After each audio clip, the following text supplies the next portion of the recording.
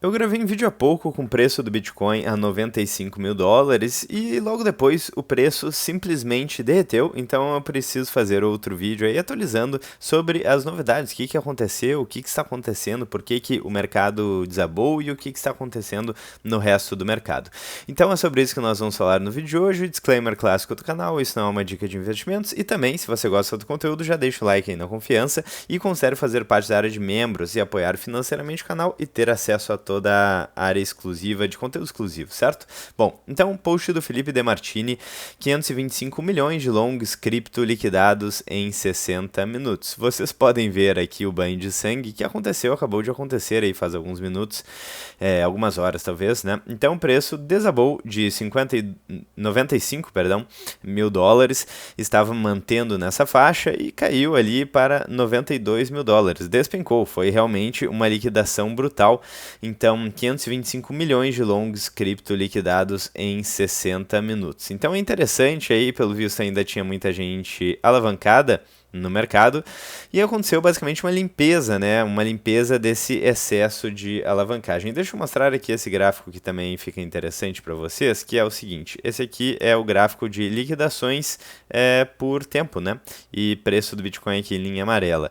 E o que a gente observa é que o que aconteceu aqui, então aqui estão aqueles mais de 500 milhões de dólares de liquidação nos principais exchanges. Aqui nós estamos no site da coinglass.com e aqui a gente tem várias exchanges, né? Binance, Hyperliquid, Bybit e outras. E a gente teve uma liquidação brutal aí, principalmente aqui em Binance, maior ainda em Hyperliquid, 176 milhões aqui em Bybit.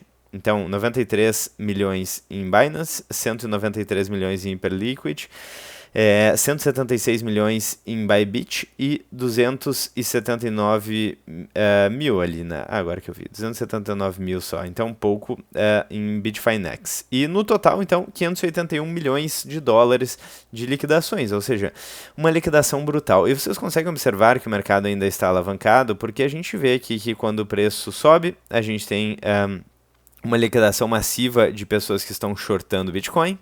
Talvez não seja uma boa ideia no longo prazo. Então, por exemplo, aqui no dia 4 de janeiro, a gente teve mais de 400 milhões de shorts, que foi quando o preço subiu ali da faixa dos 90 para os 93 mil dólares, subiu bem rápido. Aqui também, quando o preço subiu para os 95, então dos 91 para os 95 mil dólares, então foi uma valorização bem alta. Aqui a gente teve mais de 500 milhões de dólares de posições short liquidadas. Então, foi o que aconteceu aqui nesse momento, dia 12 de janeiro. E o interessante é que o Bitcoin ele roda 24 horas por dia, 7 dias por semana. O Bitcoin não dorme, não tem circuit breaker e ele acontece durante toda a semana. Não tem feriado e final de semana para o Bitcoin. Então, é interessante porque a volatilidade, pelo menos aí, com preço oscilando, ela persiste, certo? E ela persiste muito em parte porque existem muitas pessoas alavancadas ainda no Bitcoin e isso vale tanto para cima quanto para baixo. A gente vê que conforme o preço vai subindo, vão liquidando posições alavancadas de short e conforme o preço cai, liquidam posições alavancadas de long. E a gente viu também que aqui no último mês o preço estava com bastante volatilidade. Então a gente viu o preço subindo, caindo, o que até levanta uma certa hipótese que é da manipulação do mercado, certo? Porque conforme você consegue liquidar essas posições de long e short, você vê uma liquidação em cadeia caindo, né, fazendo com que o preço do Bitcoin caia aí muito rapidamente, num valor bem alto. Para quem tem o Bitcoin ali em autocustódia ou parado ali, um ETF, não faz diferença nenhuma, mas muitas pessoas aí acabam operando o Bitcoin justamente pela facilidade, né, por ser um ativo totalmente livre, com liquidez e que opera direto, né? Sem pausa, sem nenhuma pausa. Aqui, voltando um pouquinho, né, a gente vê essa liquidação brutal, que foi justamente quando o preço do Bitcoin caiu ali em outubro, do recorde histórico, então lá pelos 124, 126 mil dólares, e no dia em que caiu para os 80 mil dólares, aqui, na verdade caiu, né, não para os 80 mil dólares, para os 110 só, mas aqui a quantidade de bitcoins liquidados em long aqui foi brutal, né? Enfim, vocês conseguem ver aqui o gráfico, 16 bilhões de dólares, né? Então, foi realmente uma liquidação brutal. E o que a gente consegue observar disso, em resumo, é que ainda existem muitos players alavancados e quando o movimento acontece, acaba liquidando esses players, certo? Aconteceu também, por exemplo, quando o aqui estava na faixa dos 90 mil dólares durante um bom tempo e voltou para os 86 mil dólares. Nesse dia tivemos quase 1 bilhão de liquidações em long no Bitcoin, ou seja, pessoas que estão apostando na alta, certo? Alavancando aí. Então tem algumas lições que podem ser tiradas aqui. A primeira, talvez, é a legítima, aquela frase clássica, stay rumble and stack sats, ou seja, na verdade é stay humble and stack sats, né? A pronúncia correta. Rumble é outra coisa, é a plataforma ali, né? Então, stay humble and stack sats, ou seja, mantenha-se humilde e acumule satoshis. Faz muito sentido, o mercado financeiro é uma máquina de tirar dinheiro dos impacientes e colocar na mão dos pacientes, e vocês conseguem observar ali essas liquidações massivas e cada vez maiores, certo? Conforme o mercado vem ganhando tamanho, o que é interessante e, enfim, talvez né, esteja dando essa volatilidade adicional para o mercado. Aqui em reais também o preço caiu abaixo dos 500 mil reais, então sobe acima dos 500 mil reais, cai abaixo dos 500 mil reais, então está nessa faixa aí há bastante tempo. E é aquela coisa, né, no final das contas, claro, tem mais algumas informações importantes que a gente vai trazer aqui. Mas no final das contas, se foi realmente só isso, aí ótimo para quem quer comprar satoshis baratos, talvez para ETFs para grandes empresas, para o institucional, certo? Então, a gente tem aí um fluxo de venda inicial, liquidez fina, né, domingo, rompimento de nível técnico, liquidações automáticas, mais venda forçada, candle vertical. E a maior parte desses 525 milhões não foi necessariamente uma decisão humana, por isso, inclusive, que acontece tão rápido, né? Desabou de uma forma tão abrupta. Bom, e também não parece ser uma distribuição, porque a distribuição de verdade tem volume crescente, topos arredondados, tempo, e aqui parece ser rápido, vertical, sem follow-through vendedor, então talvez uma limpeza de alavancagem e não uma estrutura uma saída estrutural, né? Quem é que pode ter perdido nesse cenário? Então, o trader alavancado, o stop mal posicionado, cuidado aí com essa pretensão de ser o trader que vai ganhar aí do mercado. Enfim, stay humble and stack sats é uma ótima máxima, né? Eu acho que resume bem a ideia. E aqui, quem é que ganhou? Quem estava em spot, quem tinha caixa, quem entende de ciclo, está pensando no longo prazo. Enquanto isso, instituições aparentemente seguem comprando, oferta nova segue limitada, holder de longo prazo não estão distribuindo e ouro faz all-time high. E aqui é um ponto de atenção, tá? A gente vai falar sobre isso ainda, que também é muito importante. Então, esse tipo de queda de posições alavancadas não muda muito para a tese, né?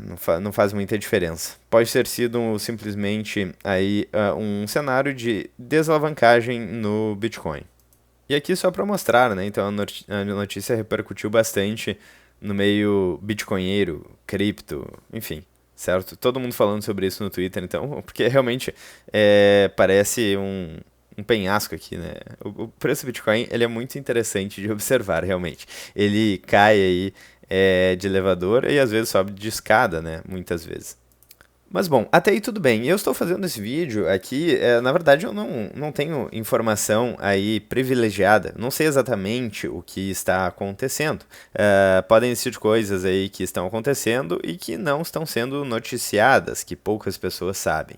E a notícia agora, essa aqui me preocupou até mais do que a queda do Bitcoin.